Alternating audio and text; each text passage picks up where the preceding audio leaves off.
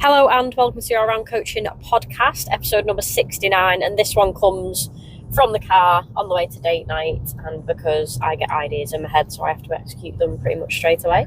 Yeah, and we're also that kind of couple at the moment where we're just absolutely ramsacked with work, so it seems like nigh on impossible to get a window of time, doesn't it? Yeah, and I enjoy doing the podcast, but then sometimes obviously we can put them off because we've got other things that take precedent, but it is a better way to get information out, and obviously people can listen to them at their leisure as well and get a little bit of feel for me because I'm not as serious as what I look on Instagram. Yeah, I mean, they'd be hard pressed to get a feel for you physically if they're listening to you. Get a feel for my personality then. So episode 69, giggity. I forgot what we're doing now.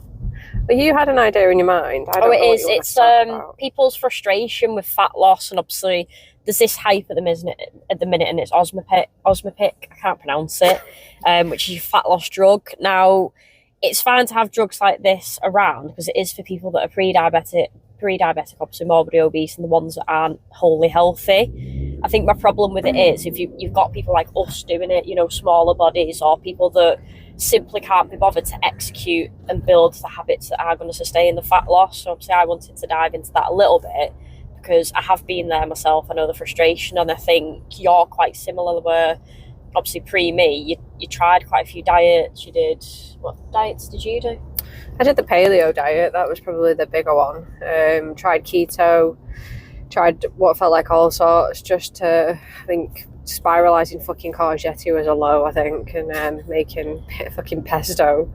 But yeah, I mean, I was never tempted to kind of go for the hard and fast, although it probably felt like I needed it sometimes, but no, certainly not. I mean, it's like with anything though, like these things have always been around. It's just more glamorized when you've got celebrities that definitely don't need it. They're having it done, for example, like Khloe Kardashian. Yeah, and you've got Katie Price. But just touching back on your diets, obviously you said you didn't want hard and fast, but with the diets that you chose, you were eliminating whole food groups, which kind of is hard and fast because you're creating a bigger deficit by eliminating foods and obviously restricting yourself in a way. And I'm guessing energy levels must have sucked dick at that time as well. Yeah, I mean, it was hard because obviously you're taking a lot of the stuff that you used to eat in a way, but I do genuinely believe that if you start to eliminate the things that no doubt are the things that you enjoy, but are either over-consuming or probably aren't helping you in the long term, like you are going to miss those and crave those. So it's a catch-22 situation, isn't it? If you eliminate, like with paleo, for example, we were eliminating like bread, which was a big one, and obviously anything like overly refined. So you are naturally I naturally craved it a lot more. So like we had the quote unquote cheat days, but like by month 2 we were done. We'd had enough. Yeah, so obviously 2 months into a diet, one, it's not a long amount of time to see huge changes, and two, obviously it's then associating that your diet has to be suffering, it has to be restriction. You can't have things like donuts or bread or anything sweet because you've already thought, well, that's what made me fat, when in actual fact it was just eating too much of it. So, and that's why I advocate, like, you can still have foods that you enjoy. Yeah, I mean, we at the time, obviously I was doing it with my ex and he was heavily into his CrossFit, so it seemed like the fad at the time that if you weren't doing paleo and you were doing CrossFit, then what the fuck were you doing? Like, you weren't doing it right. So yeah, it kind of tied in with itself. But I think I learned some stuff from that diet, in terms of probably not over consuming carbs, but you're probably going to tell me that isn't. Well, I know that's not the case, is it? Like, it's overconsumption of anything will obviously add weight. Or yeah, it's not the carbs themselves, it's the fact that carbs are super fucking tasty, and it's your refined carbs, your processed foods that taste nicer. So that's where people have probably gone, not necessarily wrong, but they think it's them foods that have made them fat, when in actual fact they just ate too much. So if you're eliminating carbs, you're eliminating a food group. If you're eliminating a food group, you're in a calorie deficit. So yes, you will lose fat. And I think that people's association with, well, I cut carbs and I lost fat, so it works. It only works for a short amount of time, because unless you plan on going through your entire life removing an actual energy source, then you're not going to sustain it. Why do you think people overeat? Like, why do you think people tend to turn to those kinds of diets? it's a massive question, that, and it's, you can go through, like, people's genetics will play a role, their environments, their upbringing as kids. So my favourite saying is, you're a product of your environment. If you're brought up in an obese family, it's not the fact that your genetics are obese. Like, you've all adapted to that lifestyle and them habits. Like, you only have to watch what kids eat now, and they eat probably more than what grown adults eat. Yeah. Not only that, obviously, when we start to go more to the obese side, our natural hunger hormones aren't going to work correctly, so our appetite's going to be higher. We don't know when we're full. Our brains are signalling that we're still hungry and we can't stop eating. And obviously, when we do eat, it does release dopamine. So it's that feeling. So when people comfort eat or the stress, like, they turn to food because it releases a happy hormone, so you feel good from it. Or even though you know it's not serving you, and obviously later down the line, that's how you've gained the weight. So it is more complex than, oh, Debbie down the road's just eating too much and she's got fat. Like, there is a lot of complexities in the obesity and actually gaining weight. Yeah, because you've just touched on a few there in terms of like stress eating. Would you kind of say there's a few other types of ways that people do turn to food? Like, is it just out of sadness? Or yeah, it could be stress, it could be sadness. Like, if you're pissed off, obviously there is eating disorders out there where someone might think they're overweight and they're probably not. You've got the opposite end where not everyone's gaining fat, they're probably going more bulimic or anorexic. And I think that's where Osmopec can tie in, because you've got people that necessarily don't need it, they're having it, they're killing their appetite, so they'll probably not want to eat food to the extent where a normal person would. And then I don't think people see how they actually look. You get that body dysmorphia creeping in, and it's just that vicious cycle. Like, if you look at Katie Price, like, she looks severely ill. Yeah, she looks almost anorexic. Yeah, because, well, she just won't be eating, will she? But it's like, I've put a post out on this as well. If you're not eating, you're not going to have the energy to train or exercise. And obviously, if you're not exercising, not only are you going to lose muscle mass, it's your bone density, it's your cognitive function, your energy levels, your mood, your libido, your hormones, everything's going to take a hit. And then you'll be deficient in foods, which I did touch on, you'll be malnourished. So if you aren't supplementing, which people on the drug might not know that they need to do, they are going to feel the health, like, benefits. What's the opposite to benefits? The detriment. The health detriments later down the line. Well, so obviously, excuse me, people do generally tend to kind of turn to those quick and fast solutions, because obviously the habits haven't formed over their lifetime. They're either overeating or they aren't looking after the kind of nutrition. But would you say that it's also coupled with the fact that they aren't moving as regularly as what their body needs them to? No, the fact, like, if we eat calories, it's energy. And obviously, if we're not burning that energy, and this isn't say eat less or move more, but if you're not burning your energy, your fat stores are a representation of your life. So if you've gone your life with hardly moving, being more sedentary, and a lot of people are in an office job or a desk job now, and then you're eating, you're not going to lose it because you're eating more than what your body actually needs, so you're storing that fat. I forgot what your question was. I was asking if, obviously, your food, people turn to those things because they're not eating well enough, or they're not eating appropriately for the body. But do you think it's also because they're not moving enough? Like, yeah. I certainly know a few people that hate the gym, don't want to lift weights, don't want to run, don't want to move. Like, they hate that feeling of uncomfortableness that people are so there's obviously a psychological barrier there that a lot of people need to come over, like, to get moving, essentially. Yeah, and like, the fat loss drugs aren't going to fix that. If you won't move or exercise, as soon as you come off them, you are going to regain it. And they've shown that in studies, like, the ones that didn't exercise regained it, whereas the ones that did kept it off, because the habits were a little bit more in line with wanting to keep it off. So even when they came off the drug, they could keep it off because they were probably eating a little bit better, a bit more aware of food and portion control, albeit probably fucking less than what they should be, and they were exercising. So it still boils down to behaviours and habits. Yeah, because obviously I know you've spoke to a few people in the past where they've either thought about or they have turned to the gastro, is it the gastro band? Yeah, you got your gastric bands, obviously weight loss drugs, and I did it myself where I'd smash a load of fat burners. Like, obviously it was years ago, I didn't understand calorie deficits, like, there wasn't the information what there is now, even though it obviously still existed. We didn't have information, like, there wasn't really social media and stuff when I started. So it was cut carbs, I'd do fat burners, I'd do T3s, I'd look for every way I can, whatever I could find to help lose fat without actually paying attention to my nutrition, my habits, and even my movement. So I would train, I'd go gym 6-7 days, I'd do an hour's cardio each day, bring my appetite up, eat it all back because I was fucking starving. And then I wouldn't really think about going for a walk or getting steps in. Whereas obviously people now, they aren't really moving that much when they're in a desk job. But if you get people like when they come to me, obviously I'm going to make them aware of what they're eating, the calories. I'm going to get them moving, walking a little bit more, and then obviously exercising. So if people hate the gym, like you need to think, well, how is my future self going to look? Am I going to be healthier, or am I just going to rely on fat loss drugs? Yeah, because I think that was the main crux behind that question, is that how would you get someone that probably absolutely despises the gym, like, to move a little bit more and to actually threaten them with death. You heard it here first, people. And that's the challenge, isn't it? Because a lot of these people like have got to a situation where they're not only eating right, but they're obviously not moving well either. But I'd probably question, like, why do you hate the gym? They probably hate the gym because they don't know what they're doing. They'll walk into a gym, have a look around, they're overwhelmed with all the machines, they don't know what they're doing, so they'll go upstairs on the treadmill, which is boring, and then they'll associate that, I've tried the gym, I didn't like it, I got bored, I hate it, I don't know what I'm doing, and then that's the association. So if you actually learn what you're doing, and I like to find out what people actually enjoy and try and incorporate it into the training. So when people have an assessment with me, I'll say, what do you like and what do you dislike? Like, it isn't all shits and giggles, but I'll include things that people enjoy to help them. So it is more of a fun journey and you're looking after your health, because you can't just say, I don't like exercise and I don't like walking, and expect to be an elite athlete or healthy at the same time.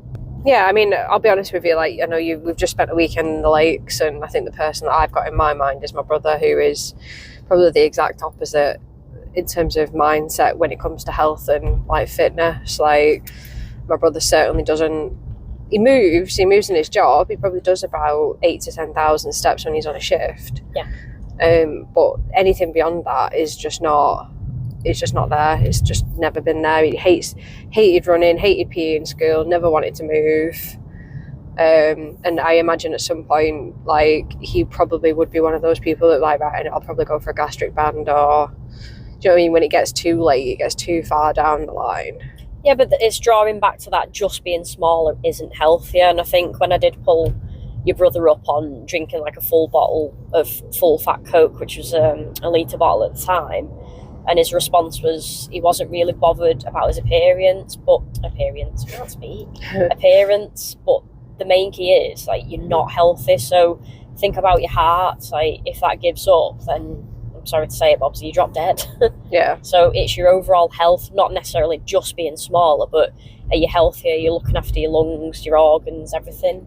Or are you just thinking, oh, I'm not bothered about looking good, or I want to look good? I think that's where the misconception is with a lot of people, isn't it? It's about looking and feeling sexy rather than actually, like, I've got one body and I've got to look after it. I've just been to the petrol station and I was behind a girl, and like, I didn't actually see what she was buying, but you could tell that she was obviously severely overweight. And then she just jumped back in the car, and then obviously, like, I can imagine what her night's going to look like. She's probably going to be scoffing half of the bag that she's bought. Yeah, and like, it's convenience, and like, people are used to doing that because it is seen as normal. I have said, like, exercise and us eating well, people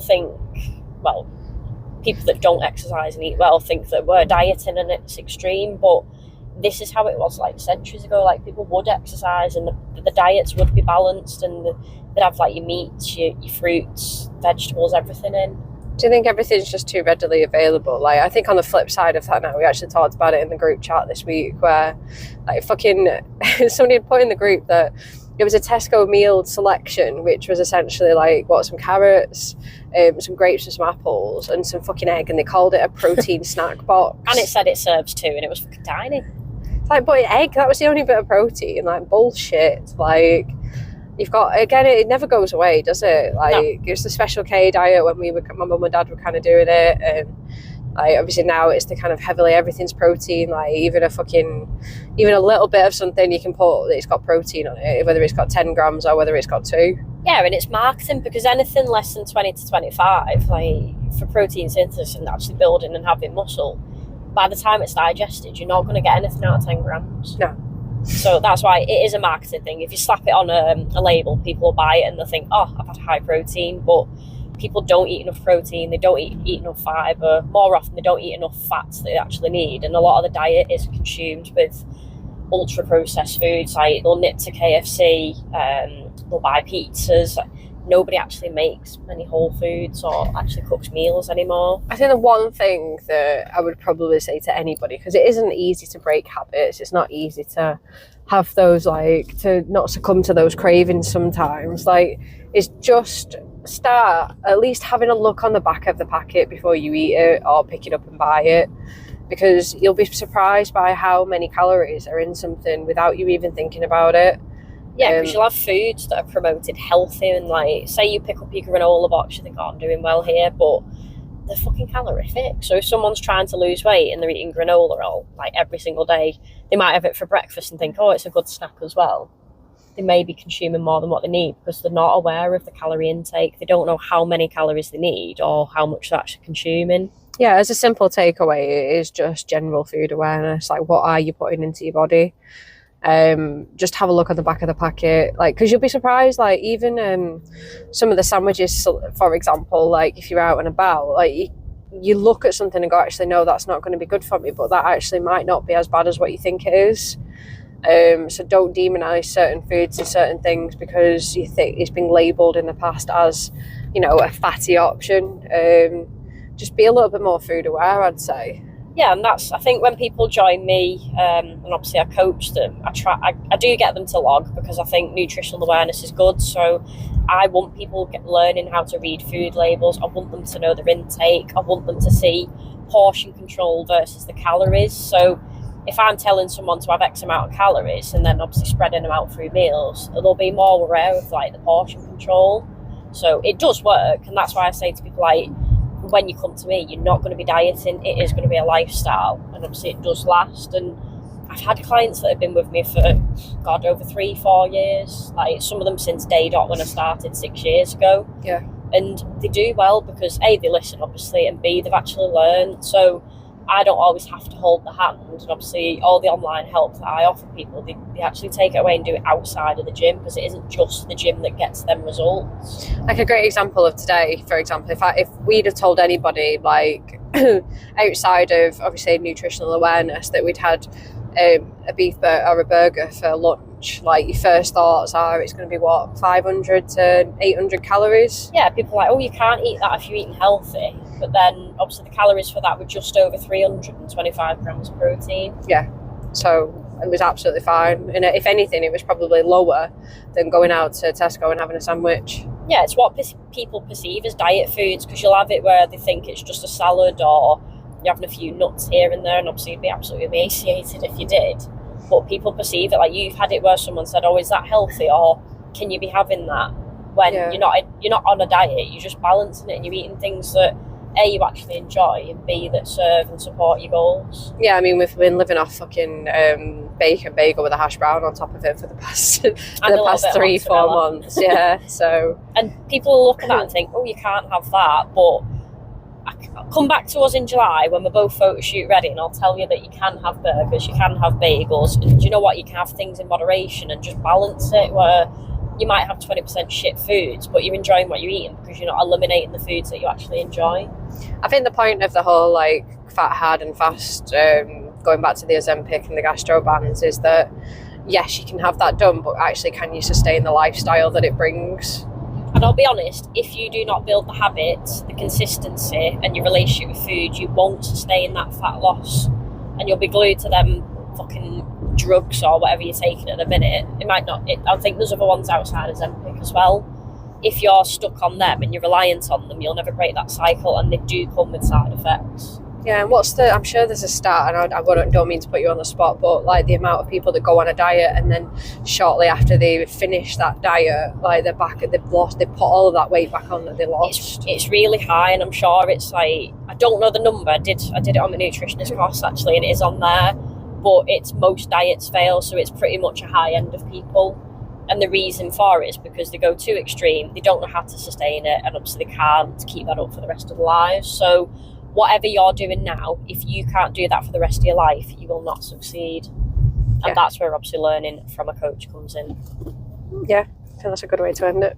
So I do understand. I have been there. I have been that person that's been frustrated. I do come from an obese family and I do struggle to lose fat. But one thing that does work is your consistency, your habits, and obviously relationship with food. And that's what I've learned over the past, X amount of years. Over 21 years of training, and obviously it was only since 2019 that I actually learned that. Yeah. So I will leave it there. If you are struggling with fat loss and you just want to chat, no obligation. Obviously, I'd rather speak to people and not get them onto the fat loss drugs and actually help them. Even listening to my podcast, drop me a message, or you can visit my website as well. And we will be back for another episode. It might not be in the car and it might be a little bit more structured than this one, but hopefully it has helped you today. Yeah, bye-bye. Bye.